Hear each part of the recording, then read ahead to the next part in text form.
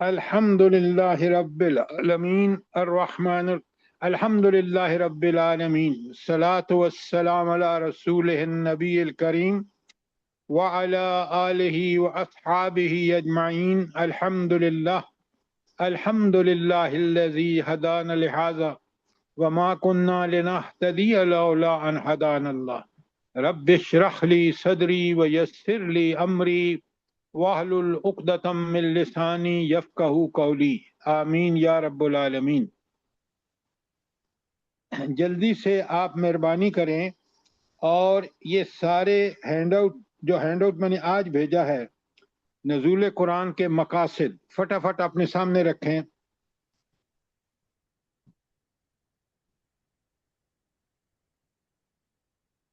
نکال لیا آپ نے؟ جی سر۔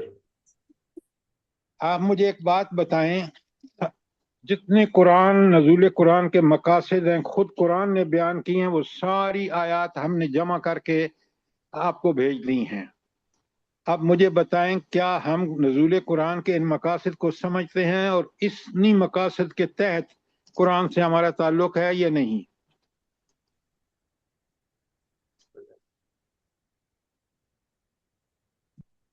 ہاں ذرا بتاؤ اپنا، ارم بتائیں۔ سر اگر اجتماعی طور پہ دیکھا جائے تو ہم ان سب سے غافل ہیں۔ چند ایک لوگ ہیں جو قرآن سے جڑے ہوئے ہیں، ورنہ ان مقاصد سے سارے غافل ہیں سر۔ پھر آپ مجھے یہ بتائیں کہ ہمارے اوپر اللہ کی رحمتیں ہوں گی یا لعنتیں ہوں گی؟ سر عذاب کی حالت میں تو ہیں ہم۔ تو پھر آپ دیکھ لیں کہ قرآن کتنا برحق ہے کہ اس کے نزول کے مقاصد جن لوگوں نے پورے نہیں کیے، وہ اللہ تعالیٰ کے نزدیک تو وہ اپنے ایمان کی نفی کر رہے ہیں۔ کیوں؟ یہ جو آخری بات لکھی ہے نا پیج نمبر 4 پہ، سورہ کاف کی 45، قرآن دعوت و تبلیغ کے لیے نازل کیا گیا۔ اب آپ دیکھ لیں، مسلمان ملکوں کا الیکٹرانک میڈیا ہو یا پرنٹ میڈیا ہو، اس کے خلاف کام چل رہا ہے۔ چل رہا ہے نہیں چل رہا؟ بالکل ایسے ہی ہے سر۔ تو آپ دیکھ لیں کہ اللہ تعالیٰ کی نافرمانیوں کی ہم انتہا کر رہے ہیں۔ ظلم، بربریت، اور آپ دیکھ رہی ہیں کہ کس قدر ذلت و رسوائی ہے۔ اللہ تعالیٰ ہمیں معاف کرے۔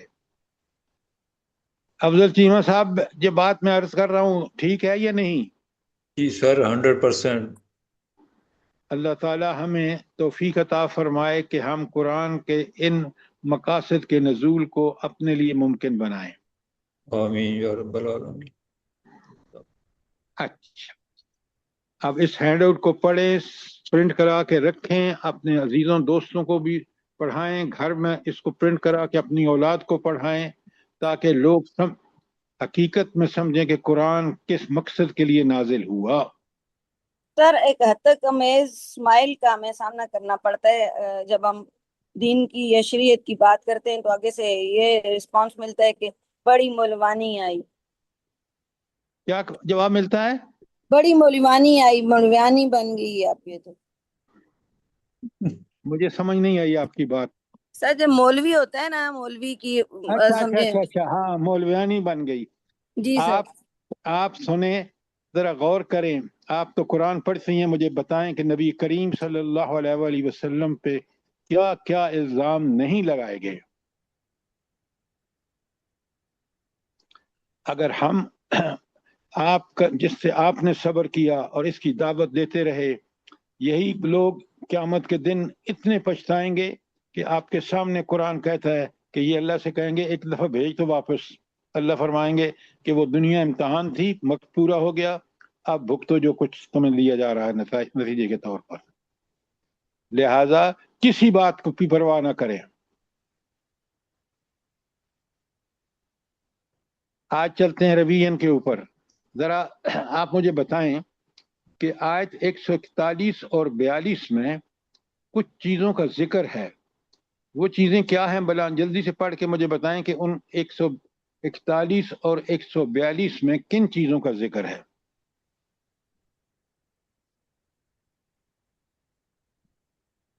جلدی پڑھیں، پھر میں آپ سے سوال کروں۔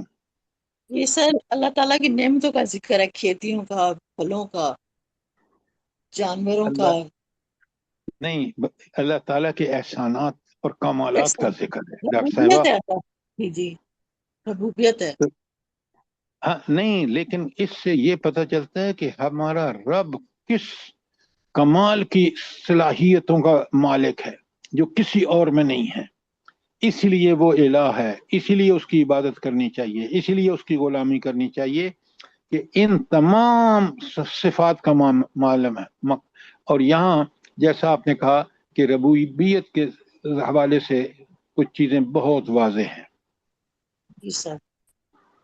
تو آپ نے دیکھا کہ اس رب کی جس نے نافرمانی کی، جس کی یہ طاقتیں ہیں، جس کے یہ کمالات ہیں، جس کے یہ احسانات ہیں، وہ ہمارے ساتھ اس کیونکہ اللہ کل شین قدیر ہے، تو وہ آخرت میں صحیح مبنی بر انصاف فیصلے فرمائے گا۔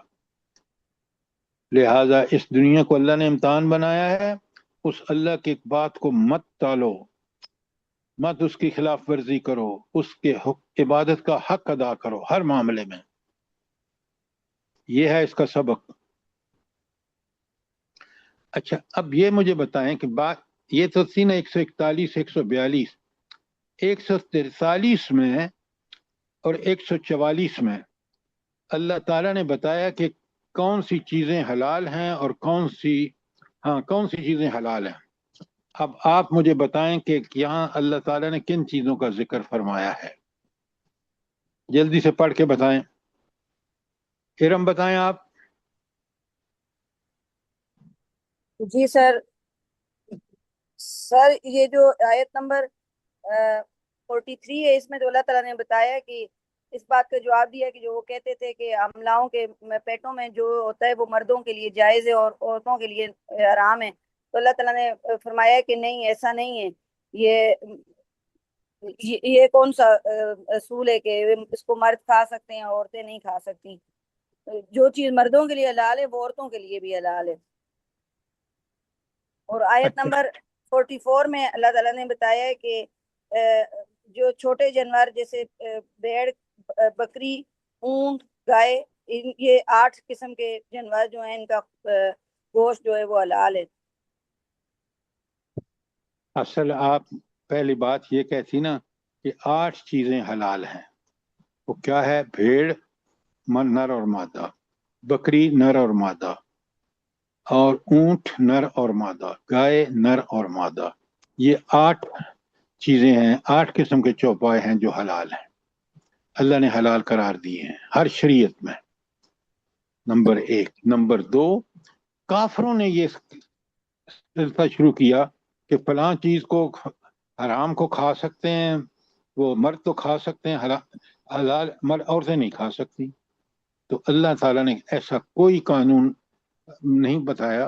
اور اللہ تعالیٰ آخر میں آپ دیکھیں 143 کے آخر میں اللہ تعالیٰ فرما رہتے ہیں نبئونی بعلم ان کنتم صادقین، تو مجھے بتاؤ کسی بھی سند کے ساتھ اگر تم سچے ہو، اور سند سے مراد کسی دینی کتاب، کس آسمانی کتاب میں آیا ہو، کسی نبی نے کہا ہو، یہ ہے اس کا بالکل سسٹمیٹیکلی آنسر۔ بات سمجھ آئی کہ نہیں آئی؟ جی سر، الحمدللہ۔ کوئی سوال اس پر؟ اچھا آگے 144 میں کچھ چیزیں اور بھی ہیں، مثلا ام کنتم شہداء اذ وصاکم اللہ بہذا، کیا تم موجود تھے جب اللہ تعالیٰ نے تمہیں یہ نصیحتیں کی؟ تو یہ ان سے سوال کیا جا رہا ہے کہ یہ جو تم نے نئے گھر رکھے اپنے طور پر چیزیں کہ فلاں چیز کھا سکتا ہے مرد، فلاں عورت نہیں کھا سکتی، ذرا بتاؤ تو صحیح، اس لیے کہ اللہ نے تو کوئی ایسا حکم نہیں دیا۔ اور پھر کہا فمن اظلم ممن افترى علی اللہ کذبا، کس نے کتنا بڑا ظلم کیا کسی نے جس نے یہ کہا اللہ پر جھوٹ باندھا۔ ذرا نوٹ فرمائیں، یہ اللہ پر جھوٹ باندھنا ہے، اور اس کا نتیجہ کیا ہوا؟ ہاں، فمن اظلم ممن افترى علی اللہ کذبا لیضل الناس بغیر علم، مقصد کیا تھا کہ لوگوں کو بغیر علم، کسی کتاب، کسی نبی کے تعلیمات کا علم کے بغیر لوگوں کو گمراہ کرے۔ اور آخر میں ان اللہ لا یہدی القوم الظالمین 144 میں فرمایا۔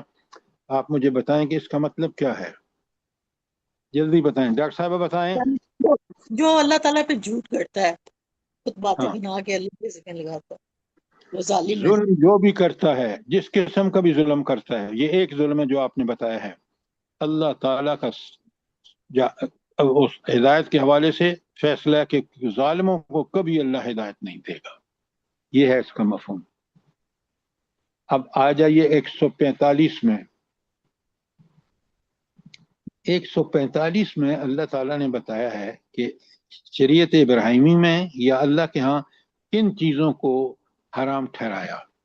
آپ مجھے ذرا وہ 4 چیزیں بتائیں جو آج 145 میں بیان ہوئی ہیں، جن کو اللہ نے حرام ٹھہرایا ہے۔ کون بتائے گا؟ مردار، بہتا ہوا خون اور خنزیر کا گوشت، اور بغیر اللہ کی جگہ پہ ذبح کیا جانے والا جانور۔ نمبر گن کے شروع بتائیں۔ نمبر 1 کیا ہے؟ نمبر 1 مردار، نمبر 2 بہتا ہوا خون، نمبر 3 خنزیر کا گوشت، اور وہ ناپاک ہے جو اللہ کے علاوہ کسی اور چیز کا نام کے لیے ذبح کیا جائے۔ اچھا، اللہ کا نام کس پر مشرکین نہیں لیتے تھے؟ اپنے شرکا کے لیے نام نہیں لیتے تھے، اور جو اللہ کے بتوں کے لیے جو چیز ذبح کرتے تھے نا، یا اولیاء کے لیے، اس پر اللہ کا نام نہیں لیتے تھے، اور وہ چیز حرام ہو جاتی ہے، کیونکہ جان اللہ کے نام پہ لے لی جاتی ہے۔ کسی چیز کا جان کو لینا، اس کو ذبح کرنا، سوائے اللہ کے حکم کے اور کوئی چیز نہیں ہے۔ اگر وہ نہیں لیا تو ہر وہ چیز بھی حرام۔ جی سر، یہ آپ مجھے شاباش، آپ نے بہت اچھا جواب دیا۔ اب 145 میں اللہ تعالیٰ فمن اضطر غیر باغ ولا عاد فإن ربک غفور الرحیم، لیکن ان صورتوں میں بھی اگر کوئی مجبور ہو جائے، نہ تو اس کے اندر ان کی طلب ہو اور نہ حد سے بڑھے، تو یقیناً آپ کا رب بخشنے والا اور رحم کرنے والا ہے۔ اس کا جواب کون دے گا؟ جلدی کریں۔ بے شک بے شک، یعنی کہ اس جب کہیں آپ ایسی جگہ پہ ہیں جہاں پہ حلال چیز میسر نہیں ہے اور آپ کی جان کو بھی خطرہ ہے، تو آپ نے اپنی جان بچانے کے لیے کچھ اس میں سے کھا لینا ہے، مگر نیت یہ نہ ہو کہ بالکل وہ اس چیز کو خوشی سے کھا رہے ہیں، مجبوری سمجھ کے کھا رہے ہیں، تو تب اس کے لیے یہ حلال ہے، اور اس کے لیے اللہ غفور الرحیم ہے، اللہ اس کو معاف کر دے گا۔ شاباش سرواج صاحبہ۔ اب آیت 149 پہ چلتے ہیں، اگر کوئی سوال نہیں ہے آپ کا تو۔ ساری 146 میں یہود نے بعض چیزیں حرام کر لی تھیں، تو اللہ تعالیٰ نے بھی ان پر سختی شروع کر دی، کیونکہ وہ خود ان حرکتوں سے باز نہیں آ رہے تھے۔ تو اللہ مجھے یہ بتائیں کہ ان کو پر اللہ تعالیٰ نے کس کس چیز کو حرام کیا؟ ڈاکٹر صاحبہ۔ سر وہ چربی جو لگی ہوتی تھی ان کے ہڈیوں کے ساتھ، اور نہیں، آپ پہلی بات آپ شروع کریں۔ وَعَلَى الَّذِينَ هَادُوا حَرَّمْنَا كُلُّ ذِي ظُفْرٍ، یہ کیوں نہیں چھوڑ دی آپ نے؟ ایک ناخن، ایک پور والے جانور، ناخن والے جانور، اور وَمِنَ الْبَقَرِ وَالْغَنَمِ، اور ناخن گائے والے جانور، گائیں اور بکریاں ان کے پر حرام ہوگی۔ نہیں، صرف پوری گائے بکری نہیں۔ وَمِنَ الْبَقَرِ وَالْغَنَمِ حَرَّمْنَا عَلَيْهِمْ شَحُومَهُمَا إِلَّا، کون سی چربی؟ جو چربی جو ساتھ لٹکی ہوتی ہے، ہڈیوں اور انتڑیوں کے ساتھ، پیٹھ کی انتڑیوں کے ساتھ جو چربی لگی ہوتی تھی وہ بھی حرام کر دی گئی۔ جیسے دمبل کی بھی سر جی۔ نہیں، آپ پہلے پوری طرح بات سمجھیں۔ الا ما حملت ظہورہما، حرام کون سی تھی؟ سوائے اس کے الا ما حملت ظہورہما، جو ان کی پیٹھوں پر لگی ہوتی تھی، او الحوایا او ما ملکت اختلط باذن، تو یہ چربی حلال تھی۔ کون سی؟ سوائے اس چربی کے جو ان کی پیٹھ یا انتڑیوں یا ہڈیوں کے ساتھ لگی ہوئی ہو۔ پوری طرح سمجھا کریں بات کو اور پڑھا کریں، تاکہ قرآن کو ہم ٹھیک ٹھیک سمجھیں. اچھا یہ تو مسئلہ تھا یہود کا، تو اللہ تعالیٰ نے پھر کیا کیا ان کے ساتھ؟ جلدی بتائیں، آیت کا ٹکڑا پڑھیں مسز آصف. ذالک جزیناہم بدلہ دیا ان کی سرکشی پر. ذالک جزیناہم ببغیہم. آپ جی کو سر، آیت میں نے بدلہ کب پڑھنے کو کہا ہے؟ سر ترجمہ بھی اس کا یہی ہے نا کہ یہ بدلہ تھا ان کا. بھائی آیت پڑھیں آپ، ترجمہ تو بعد کی بات ہے. ذالک جزینا اللہ کے الفاظ پڑھیں تاکہ ہمیں پتہ چلے کہ اللہ تعالیٰ نے کیا فرمایا ہے. ترجمہ تو ہر آدمی سمجھ جاتا ہے، لیکن اصل بات قرآن کے طالب علم کو عربی ٹیکسٹ سمجھنی چاہیے. بات سمجھ آئی ہے کہ نہیں؟ جی سر، جی سر. ترجمہ ضرور کریں لیکن پہلے اللہ کی بات بتائیں اس اپنے اصلی الفاظ میں. اچھا اب یہ بتائیں کہ آیت 147 میں اللہ تعالیٰ کیا فرما رہے ہیں، جلدی بتائیں ڈاکٹر صاحبہ.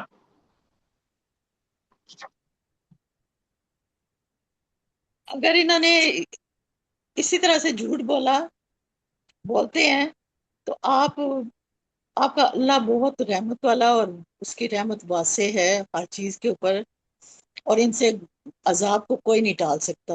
یہ جو مجرم ہے، نہیں یہ تو آپ نے ترجمہ کر دیا. سر یہ اللہ تعالیٰ کی رحمت کا تقاضا ہے کہ اللہ تعالیٰ ان کے جرموں کی برداشت میں فوراً ان کو سزا نہیں دے رہے، بلکہ اللہ تعالیٰ ان کو توبہ کی مہلت عطا فرما رہے ہیں. نہیں ایسا نہیں نہیں بھی ہے. یہ ٹھیک نہیں ہے. اور کوئی؟ سر اور سب سے بھی پوچھیں سر. دیکھیں یہ نبی کریم صلی اللہ علیہ وآلہ وسلم کو اللہ تسلی دے رہے ہیں. فَإِنْ كَذَّبُوكَ، اگر اس کے باوجود کہ یہ اتنا حق ہے اس کو جھٹلائیں، فَقُلْ، تو پھر ان کو بتاؤ کہ میرا رب جو ہے وہ بڑی رحمت اور وسیع رحمت کا مالک ہے. پھر آپ اس سے بات نکال سکتے ہیں کہ آپ کو جو مہلت دے رہا ہے کہ تاکہ آپ توبہ کر کے اس اللہ کے دین کی طرف متوجہ ہوں، اس پر عمل کریں. ارم سمجھ آئی کہ بات نہیں کہ آئی؟ سر یہ نقطہ سمجھ آ گیا. اچھا جزاک اللہ. 148 میں اللہ تعالیٰ فرما رہے ہیں سَيَقُولُ الَّذِينَ أَشْرَكُوا لَوْ شَاءَ اللَّهُ مَا أَشْرَكْنَا وَلَا آبَاؤُنَا وَلَا حَرَّمْنَا مِنْ شَيْءٍ. اچھا یہ بتائیں کہ یہ کافر یہ بات کیوں کہہ رہے ہیں؟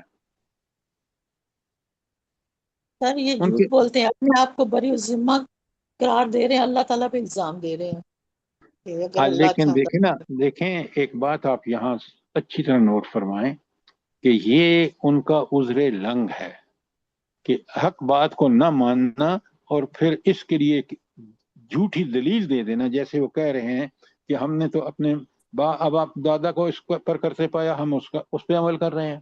وہ بھائی باپ دادا غلط ہوں تو آپ بھی غلط ہوں گے. اللہ کا حکم ہے، وہی ہے، برحق ہے، نبی فرما رہا ہے، آپ کو عمل کرنا چاہیے.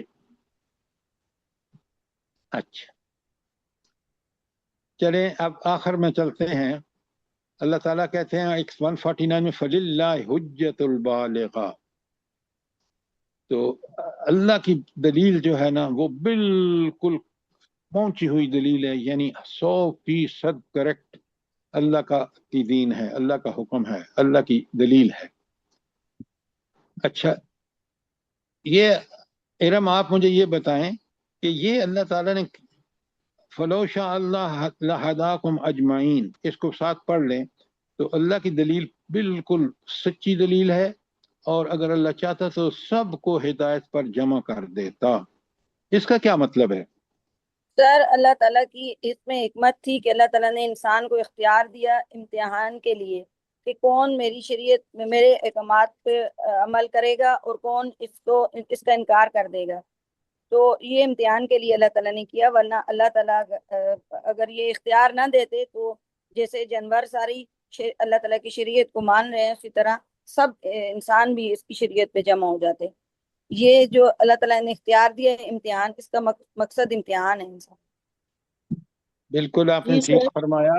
اگر آپ زیادہ آسان الفاظ اور کیے ہیں کہ اللہ تعالیٰ نے، کیونکہ یہ خود ورنہ پوری کائنات دیکھ لیں. آپ تو ایک پودوں کی بات کر رہی ہیں نا, آپ جانوروں کی بات کر رہی ہیں. آپ دیکھیں کہ پوری کائنات میں ہر چیز اللہ کی تابع فرمان ہے. وہ چاہتا تو انسانوں کو بھی ایسے ہی بنا سکتا تھا, جنوں کو بھی ایسے ہی بنا سکتا تھا, لیکن اس کی حکمت کا تقاضا یہ ہوا کہ وہ اس دنیا کو امتحان بنائے اور آخرت کا اس میں آخرت جو ہے وہ اس کا نتیجہ ہو دنیا کے امتحان کا. اور رہا بڑا کلیئرلی قرآن نے بتایا سورہ ملک میں, جو اللہ تعالیٰ نے نبی صلی اللہ علیہ وسلم نے فرمایا کہ آپ روز پڑھا کریں, اس میں یہ بات بڑی کلیئرلی ہے, خلق الموت والحیات لیبلوکم ایکم احسن عملا. دیکھا آپ نے. جی سر. اب کل کی آخری آیت, یہ آخری آیت پڑھیں آپ سب لوگ. قل ہلم شہداءکم الذین یشہدون ان اللہ حرم ھذا فإن شاہدوا فلا تشہد معهم ولا تتبع اهواءهم الذین کذبوا بآیاتنا والذین لا یؤمنون بالآخرہ وهم بربهم یعدلون. اب اس کا مفہوم کون بیان کرے گا؟ جلدی بتائیں. سر یہ جو حرام حلال کے فتوے لگا رہے ہیں تو اپنے آپ سے شریعت بنا رہے ہیں, یہ بہت بڑا شرک ہے اللہ تعالیٰ کے ساتھ. تو نبی صلی اللہ علیہ وسلم سے فرمایا جا رہا ہے کہ آپ ان کے ساتھ نہ دیں, وہ دینے والے بھی نہیں تھے, اور ان کی خواہشات پہ عمل نہ کریں. وہ کذبوا بآیاتنا, وہ ہماری آیات کو جھٹلا رہے ہیں اور آخرت پہ ان کا یقین نہیں ہے. اچھا یہ بتائیں مجھے آپ کہ اللہ تعالیٰ کے جو بتایا ہوا دین ہے, توحید کے ساری عقائد عقائد ہوں, آپ کی عبادات ہوں, آپ کے اخلاق ہوں, معاملات ہوں, ان پر عمل کر کے فائدہ کیا ہوتا ہے انسان کو؟ سر فائدہ انسان کا ہی ہے, اللہ کا کوئی فائدہ نقصان نہیں ہے. اللہ تعالیٰ کے احکامات پہ عمل کر کے بہترین انسان بنتا ہے, اخلاق کردار معاشرے کے لیے مفید انسان. ہاں یہ اصل بات ہے کہ اگر تم مانو گے یہ امتحان میں کامیاب ہو جاؤ گے. یہ دنیا کو امتحان بنایا ہے نا, اگر اس کو مان کر اس پر عمل کرو گے, اس کے تقاضے پورے کرو گے, تم دنیا اور آخرت کی کامیابی کی گارنٹی اس وقت ہے تمہارے پاس. ذرا نوٹ فرمائیں, یہ بڑی اہم بات ہے. اچھا اب اگر کوئی سوال ہے تو کر لیں, ورنہ میں آپ 151 سے 160 تک کون سے اعمال ہیں جو اللہ کے ہاں پسندیدہ ہیں, ذرا غور سے پڑھیں اور اس کے ساتھ لکھ لیں. یہ آیت 151 تک 154 جو ہے, یہی بات سورہ بنی اسرائیل میں 23 تا 39 میں کہی گئی ہے. لکھیں, یہی بات سورہ بنی اسرائیل میں 23 تا 39, اور یہ 151 تا 154 تو سورہ انعام میں ہے نا. پھر یہی بات سورہ نساء. سر جی پلیز ذرا دوہرا دے, بنی اسرائیل میں ذرا جلدی لکھا کریں نا آپ, 23 تا 39 لکھ لیا آپ نے؟ جی. اچھا یہی بات سورہ نساء کی آیت 36 تا 40 میں کہی گئی ہے.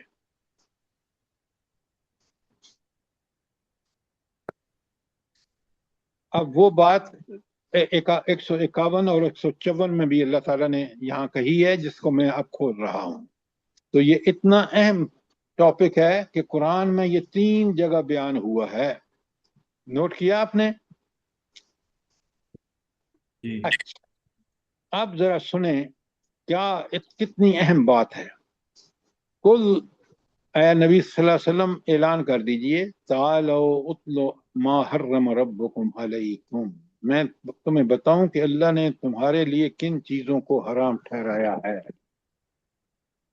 تو یہ اللہ کا اعلان ہے جو نبی کریم صلی اللہ علیہ وآلہ وسلم سے کروایا ہے.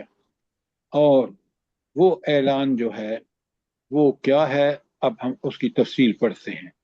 تو 3 جگہ تو میں نے لکھوائی ہیں, آپ اور بھی دیکھیں کہ قرآن میں کئی جگہوں پہ اس کا تذکرہ موجود ہے.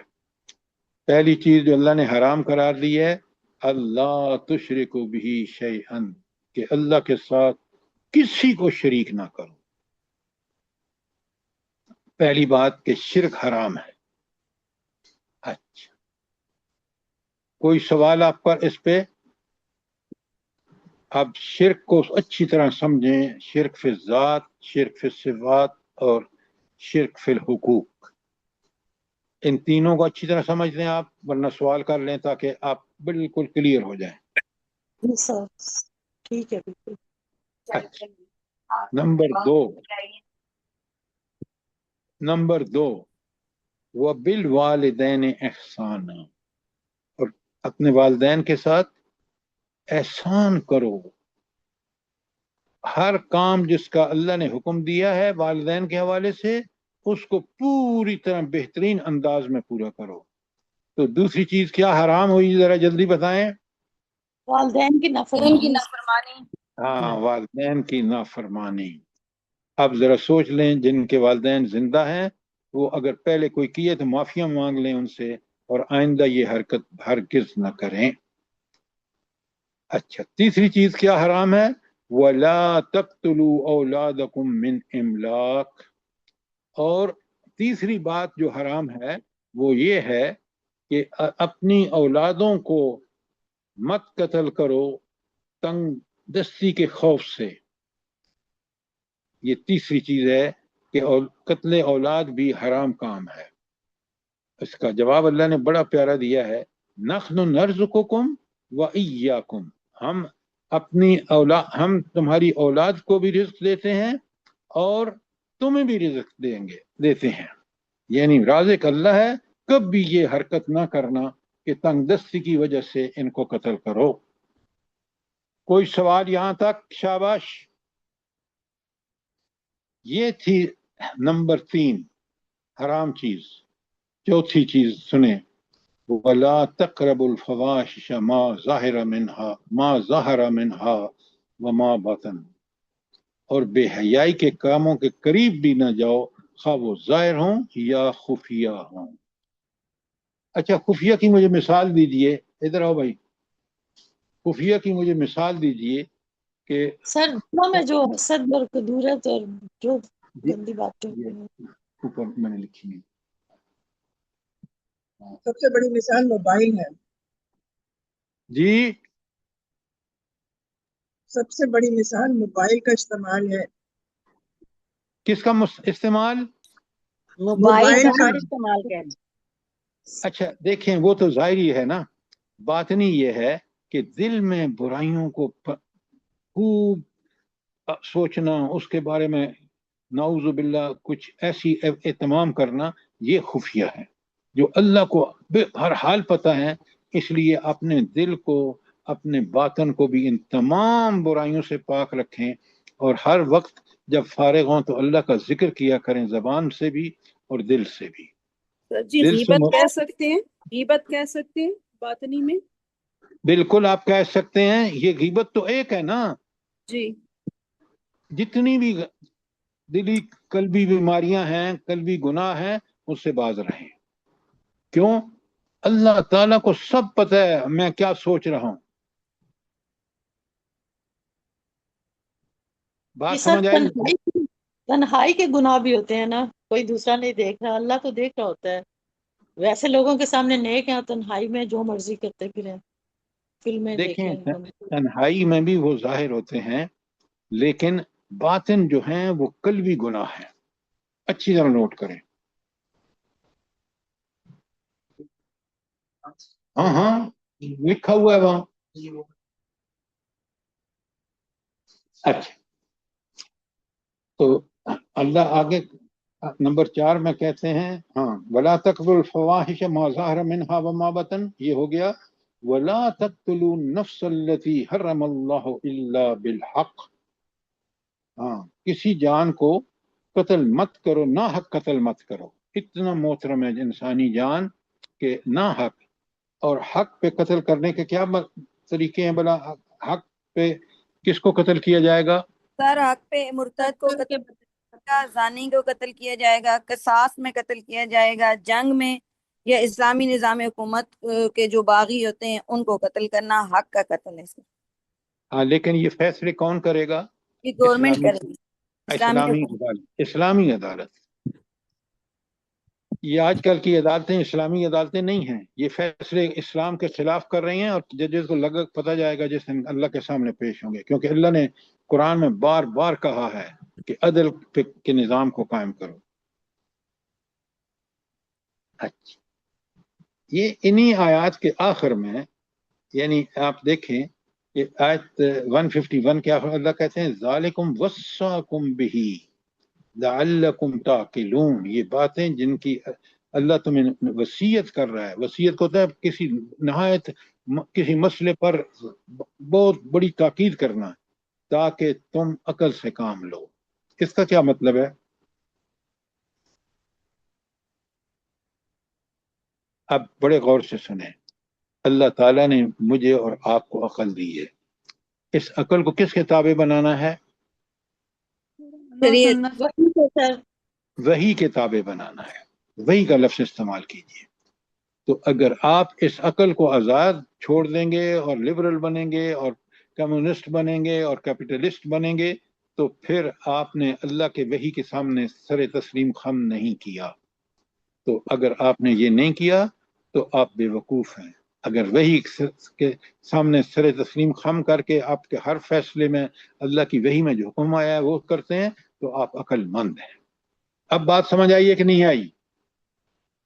جی سر۔ بہت اچھی طرح سمجھیں، سوال کریں اگر چیز کلیئر نہیں ہے۔ آیت 152 میں آتے ہیں، اللہ تعالیٰ فرماتے ہیں وَلَا تَقْرَبُوا مَالَ الْيَتِيمِ إِلَّا بِالَّتِي هِيَ أَحْسَنُ حَتَّى يَبْلُغَ أَشُدَّهُ، اور یتیم کے مال کے قریب یہ حرام ہے، یتیم کا مال قریب مت پھٹکو مگر بہترین طریقے سے اس کے مال کی حفاظت کرو یہاں تک کہ وہ اپنی جوانی کو پہنچ جائے۔ آپ نے دیکھا کہ بڑے سخت احکام ہیں، آپ سورہ نساء میں بھی پڑھ آئے ہیں، یہاں بھی پڑھ رہے ہیں کہ مال یتیم کو کھانا حرام ہے۔ اور آپ دیکھیں کہ آج مال یتیم تو چھوڑیں، پتہ نہیں کس کس کے مالوں پر قبضہ کر رہے ہیں، اور حکومت میں فیصلے میں اس قدر تاخیر کر رہی ہے۔ تو آپ کو اگر دیکھنا ہے تو آیت 220 بقرہ لکھیں، سورہ نساء کی آیت 2، کس قدر یہاں آپ دیکھیں گے کہ تاکید کی گئی ہے کہ یتیموں کے مال کی حفاظت میں کوئی کسر نہ چھوڑو۔ یہ نمبر 6 تھا کہ تب پھر میں بتا دیتا ہوں، نمبر 1 کیا تھا بلا؟ شرک مت کرو، شرک حرام ہے، والدین کی نافرمانی حرام ہے، نمبر 2۔ نمبر 3، کسی ہاں اپنے بچوں کو مال کی تنگی کی وجہ سے قتل مت کرو۔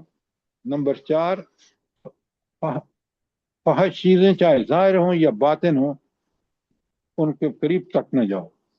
نمبر 5، اور کسی شخص کو ناحق قتل مت کرو۔ نمبر ان کے بعد جو اللہ نے فرمایا نا کہ ان رذائل کا مرتکب عقل سے محروم ہے، اور ان سے مکمل اجتناب کرنے والا عقل مند انسان ہے۔ 162 میں کہا وَلَا تَقْرَبُوا مَالَ الْيَتِيمِ إِلَّا بِالَّتِي هِيَ أَحْسَنُ حَتَّى يَبْلُغَ أَشُدَّهُ، تو مالک یتیم کھانا حرام ہے۔ اور 8 میں فرمایا وَأَوْفُوا الْكَيْلَ وَالْمِيزَانَ، تو پورے دو، ناپ بھی اور تول بھی، ان عدل پر بالکل عدل پر مبنی ہے۔ لا نکلف نفسا الا وسعها، اللہ تعالیٰ فرماتے ہیں ہم نہیں ذمہ دار ٹھہرائیں گے کسی بھی جان کو مگر اس کی وسعت کے مطابق۔ تو مجبوری کی بات اور ہے، لیکن جس نے یہ اپنا جان بوجھ کے کیا تو نہ مال کم دیا، اور جو آج آپ دکانوں پر دیکھ رہے ہیں، اور تول بھی کم دیا، تو یہ ناقابل معافی ہے۔ کوئی سوال؟ آیت نمبر، اچھا یہ تو 7واں حرام کون تھا؟ جی 8واں وَإِذَا قُلْتُمْ فَعْدِلُوا وَكَانَ ذَا قُرْبَى، اللہ اکبر۔ حق و عدل کا اہتمام چاہے وہ آپ کے رشتہ دار ہی کیوں نہ ہوں۔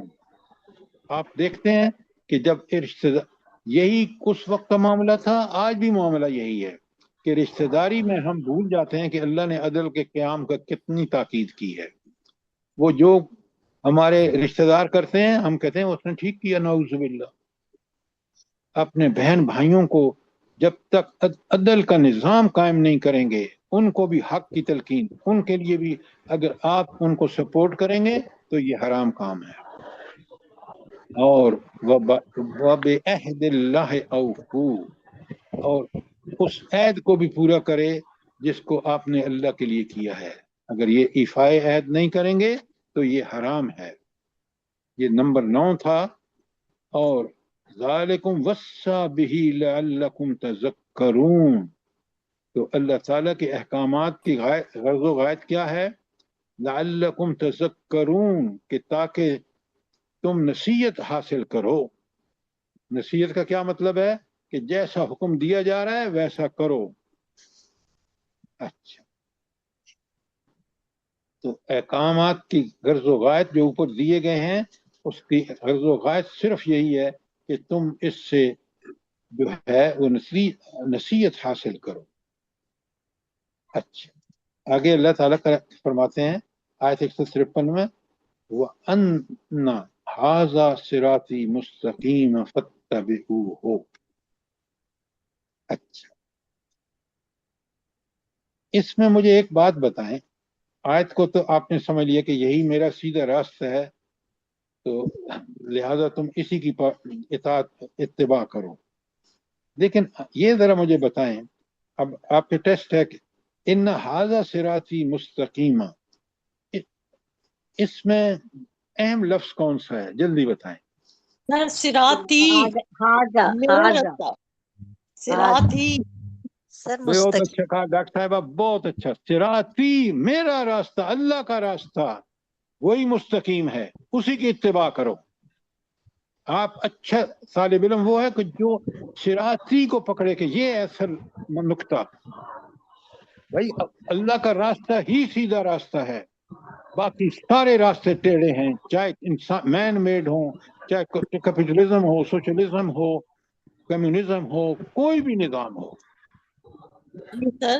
ویسے تو صراط مستقیم آتا ہے نا، لیکن یہاں پہ اللہ تعالیٰ نے اسپیشلی لکھا ہے صراطی میرا راستہ ہے. ڈاکٹر صاحب آپ نے کمال کی بات کی. صراطی جو ہے کہ اس اصل میں صراطی وہی سیدھا راستہ ہے، ورنہ جتنے مین میڈ خواہشات کے پیچھے چلتے ہیں وہ گمراہیاں ہیں. جزاک اللہ، جزاک اللہ. اچھا، آیت کے الفاظ پہ ہمیشہ غور کرو. اور اللہ کہتے ہیں اسی آیت 153 میں، وَلَا تَتَّبِعُوا سُبُلَ فَتَفَرَّقَ بِكُمْ عَنْ سَبِيلِهِ. اور اس صراط مستقیم، کون سا صراط مستقیم؟ صراطی جو اللہ کا راستہ ہے، دوسرے راستوں پر نہ پڑ جاؤ. خیر کسی کے مائک کھلا ہوا ہے، خراٹوں کی آواز آ رہی ہے. بھائی آپ سونے والے بند کر دیں اور سو جائیں، دوسروں کو ڈسٹرب تو نہ کریں. اچھا، وَلَا تَتَّبِعُوا سُبُلَ فَتَفَرَّقَ بِكُمْ عَنْ سَبِيلِهِ. اور اس صراط مستقیم کو، اللہ کے صراط مستقیم کو چھوڑ کر دوسرے راستوں پر نہ جاؤ کہ وہ تمہیں اللہ کی راہ سے بھٹکا کر منتشر کر دیں گے.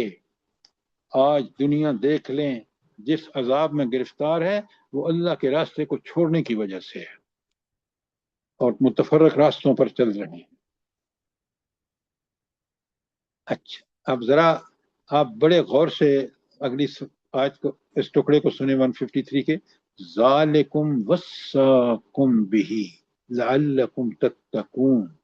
یہ ہیں وہ باتیں جن کی اللہ تمہیں وصیت کر رہا ہے تاکہ تم تقوی اختیار کرو. اچھا، اس آیت میں تقوی کا مفہوم کیا ہے؟ اس پوری آیت کو دیکھیں آپ، بلکہ پیچھے سے دیکھیں تو آیت کن چیزوں کا سے بچو گے تو تم متقی بن جاؤ گے.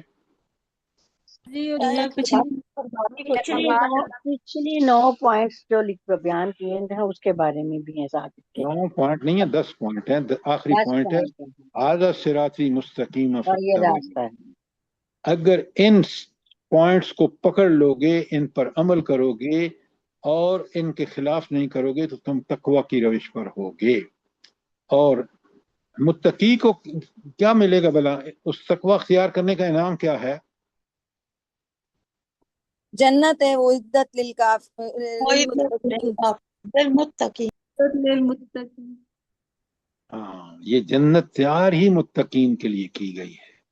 اب آپ دیکھ لیں تقوی کتنا ضروری ہے اور کتنا مشکل بھی ہے، اس لیے کہ ابھی آپ کی بہن نے کہا کہ لوگ ہمیں دانا دیتے ہیں کہ آپ مولویانی ہو گئی ہیں۔ یہ اسی تقوی پہ چلنے والے اور تقوی کی نصیحت کرنے والوں کو لوگ کہتے ہیں، اور یہی لوگوں کے تانے جو ہیں ان کو صبر سے برداشت کریں گے، جیسے نبی کریم صلی اللہ علیہ وآلہ وسلم نے کیا، تو اللہ تعالیٰ کے ہاں بھی انعام پائیں گے، اور دنیا میں بھی کامیابی ہماری اسی میں ہے کہ ہم تقوی کی تبلیغ کریں۔ تو سر یہ ذالکم تانے بس گولڈ میڈل ہیں، جی اس طرح کے ڈاکٹر تانے صاحب، جو ہے نا گولڈ میڈل ہے انسان کے لیے، ہاں لیکن جو وہ اللہ سمجھے تو نا، تعالیٰ آپ اگر دو تانے ملتے ہیں اور آپ کام چھوڑ دیتے ہیں، یہ گولڈ میڈل دنیا کا کچھ بھی نہیں ہے۔ آپ یقین مانیں، میرے پاس اتنے میڈل پڑے ہوئے ہیں، اور میں کہتا ہوں اللہ تعالیٰ کا ایک جو انعام ہے کہ مجھے جنت کا فیصلہ مل جائے، وہ ان دنیا کی سب سے ساری چیزوں پر بھاری ہے، جی اور سر، وہ مشروط ہے تقوی پر کہ میں دنیاوی زندگی میں اپنے امتحان میں تقوی اختیار کرتا ہوں یا نہیں۔ یہ دنیاوی گولڈ میڈل کی بات مت کیا کریں، یہ سب دنیا کا دھندا ہے، اور اسی کے پیچھے ہم نے اپنے آخرت کو برباد کیا ہے۔ آپ ایگری کرتے ہیں کہ نہیں ڈاکٹر صاحبہ؟ جی سر بالکل 100%۔ اچھا، اب اللہ کہتے ہیں 155 میں ثم آتینا موسیٰ الکتاب تماما علی الذین احسنوا تفصیلا لکل شیء وہدی ورحمہ، پھر ہم نے موسیٰ علیہ السلام کو کتاب دی تھی اپنی نعمت پوری کرنے کے لیے احسان کی روش اختیار کرنے والے پر، اور ہر شے کی تفصیل، اور یہ ہدایت اور رحمت تھی۔ اچھا، کوئی کتاب مجھے یہ بتائیں کب رحمت بنتی ہے؟ چپ رہیں ذرا، میں سوال جیسے کروں جواب دے۔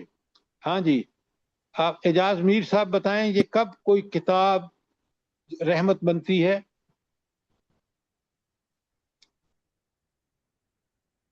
اچھا، فریدہ طالب صاحبہ بتائیں،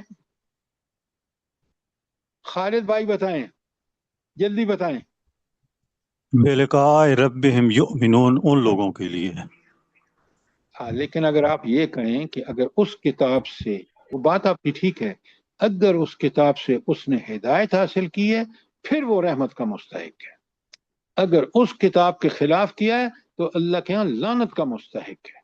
یہ بات بڑی واضح ہے۔ پہلے یہود و نصارہ یا اہل کتاب کے لیے تورات ایسی کتاب تھی جس کی ہدایت پر وہ من و ان عمل کرتے تو اللہ کی ان پر رحمتیں برستی۔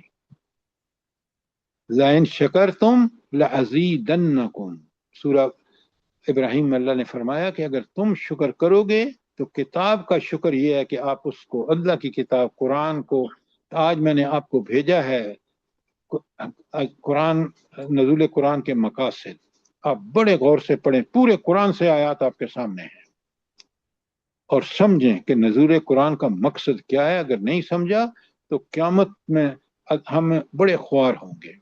جی سر جی، میں نے پڑھا ہے، بہت بہترین ہے کہ قرآن کو سوچنے سمجھنے کے لیے نازل کیا گیا ہے، غور و فکر کرنے کے لیے نازل بے کیا گیا عمل کرنے کے لیے نازل، ایک ایک ہے۔ جی، چیز عمل دیکھیں کرنے آج کے، میں کتنا قرآن کلیئر ہے۔ جی سبحان اللہ، بے شک اللہ سبحان کو اللہ۔ توفیق دے۔ اچھا، آخر میں اللہ کہتے ہیں لعلکم بلقاء ربہم یؤمنون، جیسا ہمارے بھائی نے کہا ہے خالد صاحب نے، کہ تاکہ وہ اپنے رب کے حضور حاضری پر پورا یقین رکھے۔ اچھا، اپنے رب کے سامنے حاضری پر پورا یقین کس کو ہوگا بھلا؟ زرتاج صاحبہ بتائیں۔ سر جی، جن کو پورا یقین اپنے رب پہ ہوگا، آخرت پہ، جس نے زندگی گزاری ہوگی اسی طرح سے اس کو پورا یقین ہوگا اپنی رحمت پہ۔ جو دیکھیں قرآن نا، سے حاصل کرے۔ آپ کیوں نہیں کہتے کہ نزول قرآن کے جو مقاصد ہیں ان کو پورا کرنے والا جو ہے وہی شخص اللہ پر ایمان رکھتا ہے، جی اور جزاک اللہ کی ملاقات کا یقین اسی کو ہے جو اس کتاب جو اللہ نے نازل فرمائی انسان کی ہدایت کے لیے اس سے بھرپور فائدہ اٹھاتا ہے۔ بات سمجھ آئی ہے کہ نہیں آئی؟ جی الحمدللہ. اچھا اب ایک قرآن کا اصل مقصد چھوڑ کے تو قرآن خوانیوں پہ لگ گئی دنیا. یہ سارے اللہ پر افطرا ہے. اچھا اب سنیں 155 کل میں نے ختم کرنی ہے یہ سورت، ذرا غور سے دیکھیں. ھذا کتاب انزلناہ مبارکا فاتبعوہ. اللہ اکبر، کتنی بڑی بات اللہ نے کی ہے. یہ اس میں امپورٹنٹ چیز کون سی ہے، کون سا لفظ سب سے زیادہ دیکھیں. ھذا کتاب انزلناہ مبارکا فاتبعوہ. اچھا پہلے تو ڈاکٹر صاحب جی ہم نے نازل کی. عربی کا لفظ بولیں. لوگوں کے بولتے ہوئے ایک بات کی سمجھ نہیں آ رہی ہے.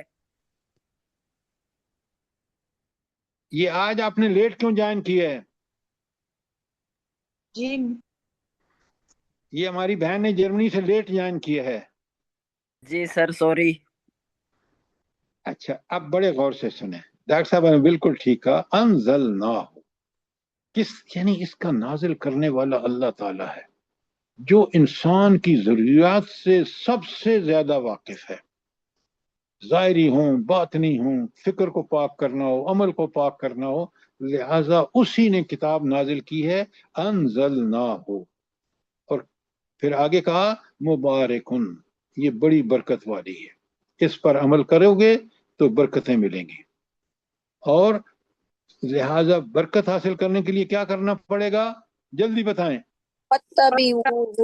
ہائے ہائے فتبعوہ، اس کی اتباع کرو. اتباع ہوتا ہے پوری محبت اور ذوق و شوق کے ساتھ اس کی اطاعت کرو. ایسا نہیں کہ مارے باندھے کی اطاعت کرو. بڑے غور سے سمجھیں، بڑی زبردست آیات ہیں یہ. ھذا کتاب انزلناہ مبارک فاتبعوہ واتقوا لعلکم ترحمون. تو اللہ تعالیٰ کی رحمت کس بات سے مشروط ہے؟ کیا شرط ہے اللہ کی رحمت کے لیے؟ تقوی. جی فاتبعوہ، اس کی پیروی کی جائے. تقوی، متقی بنو گے اللہ کی رحمت کے مستحق ہو جاؤ گے. اگر سرکش اور باغی بنو گے تو اللہ کی لعنت کے مستحق ہو گے. کتنی پیاری باتیں ہیں. اللہ اکبر اللہ اکبر.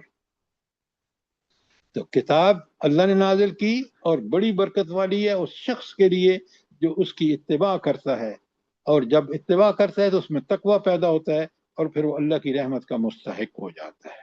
یہ ہے کتاب اس پورے کو جوڑنے کا مقصد مطلب.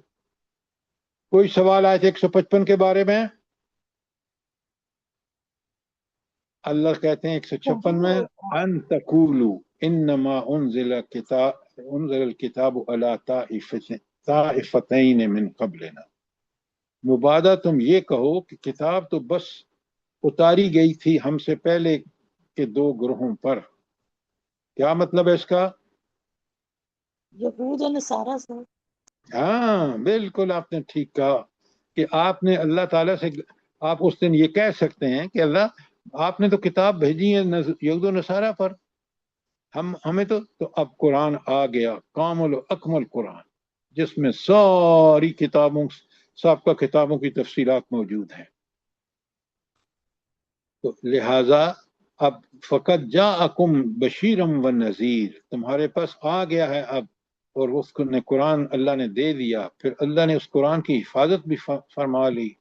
تو کہیں تم یہ نہ کہو کہ وَإِن كُنَّا عَن دَرَاسَتِهِمْ لَغَافِلِينَ، ہم تو ان کے پڑھنے پڑھانے سے غافل تھے. تو اب قرآن خود تمہاری زبان میں آ گیا، اب اللہ تعالیٰ دیکھے گا کہ تم کیا کرتے ہو. او تقولو، یا تم یہ کہو لو ان انزل علینا الکتاب لکنا اہدی منہم، یا تم یہ کہو کہ اگر ہم پر کتاب نازل کی گئی ہوتی تو ہم ان سے کہیں بڑھ کر ہدایت یافتہ ہوتے. تو لہذا اب قرآن مجید جو حجت قاطع ہے، ایک ایسی دلیل کہ جس کا کوئی جواب نہیں، وہ اللہ نے نازل فرما دی. اور ایک عظیم تنبیہ بھی ہے اس میں کہ اب اس کتاب کے بعد تمہارے پاس کوئی جواز نہیں ہے کہ تم گمراہی اختیار کرو. تو مشرکین عرب اور آئندہ آنے والی ساری نسلوں کو یہ تنبیہ اللہ نے کر دی کہ اب کتاب آ گئی، کتاب کی حفاظت ہم نے لی، اور اب تم اللہ کے سامنے کبھی گزر پیش نہیں کر سکو گے۔ فقط جاءکم بینۃ من ربکم وہدی ورحمۃ، اے بنی اسماعیل یعنی اے مکے کے مشرکو، تمہارے پاس آ گئی ہے بینہ، تمہارے رب کی طرف سے، اور ہدایت اور رحمت ہے۔ اچھا، یہ جو بینہ ہے اس کا کیا مفہوم ہے؟ جلدی بتائیں۔ سر بینہ کا مطلب ہے نبی پاک صلی اللہ علیہ وسلم کا آنا بھی ہے، اور ان کے ساتھ کتاب کا آنا بھی ہے، جو جس نے حق اور باطل کے احکامات واضح کر دیے ہیں، حلال اور حرام کو بہت واضح عمدہ ارم، آپ نے بالکل ٹھیک کہا۔ اچھا، آپ سورہ بینہ میں جائیں نا، لکھیں سورہ بینہ کی آیت 2 اور 3، آپ نے لکھ لیا؟ جی سر۔ بینہ 2 اور 3، رسول من اللہ یتلو علیہم صحفا مطہرہ فیہا کتب قیمہ، بالکل وہی بات کہ اللہ کی طرف سے ایک رسول جو مقدس صحیفے سناتا ہے، قرآن اور نبی کریم صلی اللہ علیہ وسلم کی بعثت، اور یہی درست احکام ہے اور یہی بینہ ہے۔ اللہ تعالیٰ فرماتے ہیں اسی آیت میں آگے 157 میں، فَمَنْ أَظْلَمُ مِمَّنْ كَتَبَ بِآيَاتِ اللَّهِ وَصَدَّفَ عَنْهَا، تو اس سے بڑھ کر ظالم کون ہوگا جو اللہ کی آیت کو جھٹلائے اور اس سے پہلو تہی کرے۔ اب آپ دیکھ لیں آج بالکل امت مسلمہ 99% یہی کر رہی ہے، تو اللہ اس کی سزا بھی بتا رہے ہیں، سزا کیا ہوگی؟ فَمَنْ أَظْلَمُ مِمَّنْ كَذَّبَ بِآيَاتِ اللَّهِ صَدَّفَ عَنْهَا سَنَجْزِي لِلَّذِينَ يَصْدِفُونَ عَنْ آيَاتِنَا سُوءَ الْعَذَابِ بِمَا يَصْدَفُونَ، ہم انقریب سزا دیں گے ان لوگوں کو جو ہماری آیات سے پہلو تہی کر رہے ہیں، بہت ہی برے عذاب کی بسبب ان کے اس پہلو تہی کے وجہ سے۔ اب آپ اندازہ کر لیں کہ انسان کس قدر اس قرآن کو چھوڑ کر ذلت اور پستی اور اللہ کے عذاب کا مستحق ہو جاتا ہے، اور آج بالکل یہی ہو رہا ہے۔ سر جی، ہمارے لیے بہت بڑی وارننگ ہے کہ تم نہیں کہہ سکتے کہ پہلے بھی کتابیں آئی اور تمہارے پاس قرآن آ گیا، اب اسے پڑھو اور غور فکر کرو اور اس کے مطابق زندگیاں گزارو، تاکہ آخرت میں یہ نہ کہہ سکو کہ ہمارے پاس تو ہدایت نہیں آئی تھی۔ زرتاج صاحبہ، اس سے بڑی بات کہ اس کتاب کی حفاظت اپنے ذمہ اللہ تعالیٰ نے لے لی، جی یہ سب سبحان اللہ۔ کہ کل ہم اللہ کو یہ نہیں کہہ سکتے کہ صاحب وہ تو کتاب تبدیل ہو گئی تھی، جیسے یہود و نصارہ نے حرکتیں کی ہیں تورات اور انجیل کے ساتھ۔ دیکھیں ہم پابند، اللہ نے اس قرآن کو نازل کر کے نا ہمارے اوپر حجت تمام کر دی ہے۔ اچھا، 158 میں اللہ کہتے ہیں هل ينظرون الا ان تاتيهم الملائکہ او یاتی ربک او یاتی بعض آیات ربک۔ اللہ اکبر، بالکل ہماری یہی کیفیت ہے آج۔ یہ لوگ کس چیز کا انتظار کر رہے ہیں سوائے اس کے کہ ان کے پاس فرشتے آ جائیں، یا آپ کا رب خود آ جائے، یا پھر آپ کے رب کی کوئی نشانی آ جائے۔ تو اس کا مطلب کیا ہے بھلا ان سب چیزوں کا؟ جلدی بتائیں۔ یعنی کہ یہ عذاب کا انتظار کر رہے ہیں۔ ہاں بالکل، تو یہ ساری چیزیں اللہ خود آئے یا اللہ کی کوئی نشانی آ جائے، یعنی ان پر عذاب آ جائے۔ اور لکھیں سورہ فجر کی آیات 22 تا 24،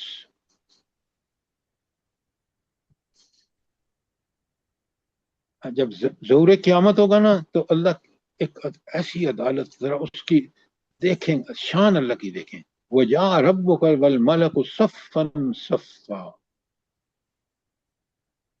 زمین، ہاں برسر زمین، اللہ تعالیٰ فرما رہے ہیں کہ یہاں فرشتے پرے باندھے کھڑے ہوں گے، اور وَجِيءَ يَوْمَئِذٍ بِجَهَنَّمَ، تو جہنم دہکائی جائے گی خوب، یومئذ یتذکر الانسان، اور اس دن انسان یاد کرے گا، اور وَأَنَّ لَهُ الذِّکْرَ، اس کے پاس اس کو نصیحت کہاں سے ملے گی؟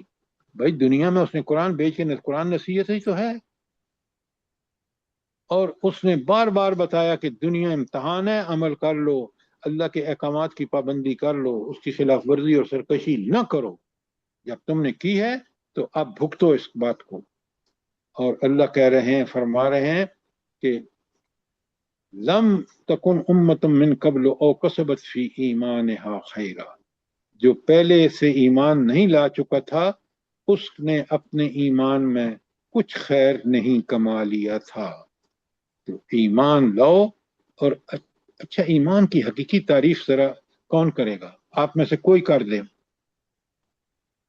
ورنہ میں آپ کے سامنے رکھوں گا. اور ایمان، اصل ایمان کیا ہے؟ ہم جس ایمان کی بات کر رہے ہیں اللہ تعالیٰ کو وہ ایمان ہرگز قبول نہیں ہوگا. وجہ کہ ہم اس ایمان کے تقاضے پورے نہیں کر رہے. اور جس کو شرع صدر ہو جاتا ہے پورے طریقے سے اس کو آپ پکا ایمان کی سچ میں تعریف کریں نا ڈاکٹر صاحب، تو پھر میں مانوں کہ آپ کو صحیح تعریف کی ہے کہ نہیں. آبا جیسا ایمان جس کے دل میں آ جاتا ہے. سنیں بڑے غور سے، بلکہ لکھ لیں کہ ایمان صرف اس صورت کا نام ہے کہ قلب و زبان سے تصدیق مزین ہو، کہ دل بھی یقین کرے اور زبان سے اقرار کرے. یہ ہے دل اور زبان تصدیق سے مزین ہو. اور ایک اور بڑی شرط، شریعت پر عمل پیرا ہونے کا عزم بھی پکا ہو. یہ ہے ایمان کہ دل اور زبان، دل میں یقین، تصدیق، زبان پر اقرار اور عمل میں پوری طرح اس کا عزم کہ میں اللہ کے اس ہر حکم کی جو اللہ نے اس کتاب میں دیا ہے میں اس کی پابندی کروں. یہ ہے پکا سچا ایمان. اچھا، تو ایمان جس میں خیر ہے انسان کے لیے، جو اس کو اچھے اعمال پر، ہر بہترین عمل پر ابھارے گا، وہ یہ ایمان ہے کہ زبان سے اقرار، دل میں تصدیق اور عمل میں پکا سچا عزم کہ میں کوئی کام اس اللہ کی کتاب کے خلاف، اللہ کے حکم کے خلاف نہیں کروں گا اور کسی برائی کو اپنے قریب بھی نہیں پھٹکنے دوں گا. اچھا، اب اللہ آخر میں اسی آیت میں فرماتے ہیں، کتنی زبردست ہے. اللہ کہتے ہیں کل انتظروا انا منتظرون. یہ ہے فیصلہ کن انتظار، کہ تم بھی انتظار کرو اور میں بھی انتظار کروں. کس چیز کا؟ جلدی بتائیں. قیامت کا۔ قیامت کا سر۔ فیصلے کے دن. نہیں، قیامت بڑی لمبی چیز ہے، فیصلے کے دن کا. اچھا، ایک اور بات بتائیں، قرآن کیا کہتا ہے کہ بندے کے سامنے اپنے اعمال کا نتیجہ کب آنا شروع ہوتا ہے؟ سر جب موت کا وقت موت کے آتا ہے وقت جب موت آتی ہے وہ موت کے فرشتے آتے ہیں، وقت. اس سے اندازہ ہو جاتا ہے کہ اعمال کیسے ہاں بالکل، اس کو سب اچھی طرح سمجھیں. اگر ہم چاہتے ہیں کہ وہ پورا زمانہ موت ہو، برزخ ہو، میدان حشر ہو، فیصلے سے پہلے پہلے بھی یہ ایمان اور عمل صالح کس قدر کام آئیں گے. کوئی سوال ہو تو کریں. اچھا، اب ایک آیت پڑھ لیتے ہیں تاکہ پھر کل آسانی سے ختم ہو جائے. پہلے آخری آیت ہے 159، ان الذین فرقوا دینہم وکانوا شیعا لست منہم فی شیء. اے نبی صلی اللہ علیہ وسلم، جن لوگوں نے اپنے دین کے ٹکڑے ٹکڑے کر دیے اور دو گروہوں میں تقسیم ہو گئے، ان کا آپ سے کوئی تعلق نہیں ہے. اچھا، اب یہاں ایک بات نوٹ کریں، لکھیں سورہ بقرہ کی آیت 208 میں اللہ کہتے ہیں وَادْخُلُوا فِي السِّلْمِ كَافَّةً، پورے کے پورے دین میں داخل ہو جائے. کیا مطلب؟ تمہارا عقیدہ ہو، تمہارے اخلاق ہوں، تمہارے اعمال ہوں، تمہارے تعلق ہوں بندوں سے، اللہ سے، سب کے سب اس اللہ کے دین کتاب کے اندر جیسا حکم دیا گیا ہے اسی طرح کرو، تو پھر تو تم ٹھیک ہو. اور اگر افتؤمنون ببعض الکتاب وتکفرون ببعض، یہ بقرہ کی 85 آیت ہے.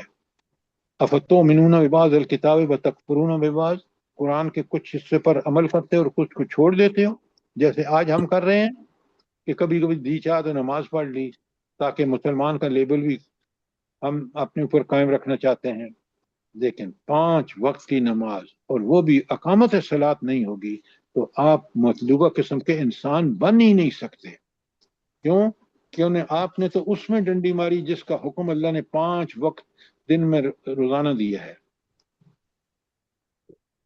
ان الذین فرقوا دینہم وکانوا شیعا، گروہ بن گئے. لست منہم من فی شیء، تو ان کے آپ کا ان سے کوئی تعلق نہیں. انما امرہم الی اللہ، ان کا فیصلہ اللہ کے پاس ہوگا. ثم ینبئہم بما کانوا یفعلون، پھر اللہ ان کو بتائے گا کہ وہ کیا کرتے رہے دنیا میں، اس لیے کہ وہ عالم الغیب ہے، وہ علیم بذات الصدور ہے، وہ علی کل شیء قدیر ہے، اور سبحان اللہ اس میں کسی قسم کا نقص ہے ہی نہیں. تو وہ عدل اور انصاف کو ایسا کرے گا کہ جس کا آپ میں تصور نہیں کر سکتے. کیوں؟ اس نے فرشتے 2 لگا رکھے ہیں ہر آدمی کے ساتھ، وہ لکھ رہے ہیں، اور خود اس کو A to Z پتہ ہے، آپ کے ارادوں کا بھی پتہ ہے. تو آپ میرا اور آپ کا اس اللہ سے واسطہ ہے، اور اللہ اسی کی قیامت سے ڈراتا ہے، روز حساب سے، لقاء اللہ سے. میں اور آپ ڈریں اور ہم بالکل قرآن اور سنت کی زندگی اختیار کریں تاکہ متقی بن جائیں. اور جب متقی بنیں گے تو جنت اللہ نے بتا دیا کہ یہ متقین کے لیے تیار کی گئی ہے. اللہ پاک ہم سب کو توفیق دے سر. اللہ آمین ثم آمین. ربنا تقبل منا انك انت السميع العليم وتب علينا انك انت التواب الرحيم. سبحانك اللهم وبحمدك اشهد ان لا اله الا انت استغفرك واتوب اليك. تو اللہ تعالیٰ سے دعا کرتے ہیں کہ کل انشاءاللہ 5 آیتیں رہ گئی ہیں، ہم آسانی سے ختم کر سکیں گے، اور میں آپ کے سارے سوال جو اس آیت کے بارے میں ہوں گے ان کے جواب دینے کی کوشش کروں گا. تو آپ تیاری کر کے آئیں تاکہ ہم اس کو کل ختم کر دیں، اور پھر انشاءاللہ سر اللہ پاک سب کو توفیق دے. آمین ثم آمین. تو پرسوں انشاءاللہ، پرسوں نہیں بلکہ منڈے کو ہم سورہ، بڑی پیاری سورہ ہے یہ. ساری صورتیں دیکھیں نا، بقرہ ہو، آل عمران ہو، اس کے بعد والی صورت ہو، نساء ہو، یا المائدہ ہو، یا یہ اب شروع کریں گے نمبر انشاءاللہ 6 پڑھ سر. رہے ہیں، ساری مکی صورتیں، پورے احکامات یہاں آ رہے ہیں. اللہ تعالی مجھے بھی اور آپ کو ان پر عمل کرنے کی توفیق عطا فرمائے. آمین ثم آمین. اللہ پاک قبول کر لے ہم لوگوں کا بیٹھنا، اور ہم لوگوں کو اتنی سمجھ بوجھ عطا فرما دے تاکہ ہم لوگ صحیح قرآن پہ چلیں اور ہدایت حاصل کریں. تمام دنیا کے مسلمانوں کو اور ہم لوگوں کے اولادوں کو بھی اللہ پاک توفیق دے، اور ہم لوگوں کو معاف کر دے. ہم لوگوں سے جو بھی غلطیاں ہوتی ہیں ہم لوگوں کی توبہ کو قبول کر لے پروردگار. جو بیمار ہیں ان کو شفا کاملہ اور عاجلہ والی زندگی دے، اپنی رحمتوں سے نوازے، اور جو اس دنیا سے رخصت ہو گئے ہیں ان کی آگے کی منزلیں آسان کرے پروردگار. اور ہم لوگوں کو بس ہدایت کے راستے پہ چلنے کی توفیق دے. ہم لوگوں کو جو بھی غلطیاں گناہ ہوتے ہیں ہم لوگوں سے، ہم لوگوں کی اولادوں سے، ان کو معاف کر دے پروردگار. لیکن معافی والے ہم عمل کریں گے تو اللہ معاف کرے گا. اگر ہم انشاءاللہ سے سر اللہ پاک بس ہاں، توفیق سب سے دے. بڑی بات ہے کہ ہم کوشش کریں گے، ہم طلب اور تڑپ رکھیں گے، اللہ ضرور ہدایت دے گا. انشاءاللہ سر اللہ کے گھر میں کسی چیز کی کمی نہیں ہے. ہم لوگ امید ہی کر سکتے ہیں ہاں، کہ وہ لیکن معاف امید اس کرنے وقت کر والی سکتے ہیں ذات ہے. جب عمل کریں گے. بغیر عمل کے امید جو ہے وہ اللہ نے منع فرمایا ہے.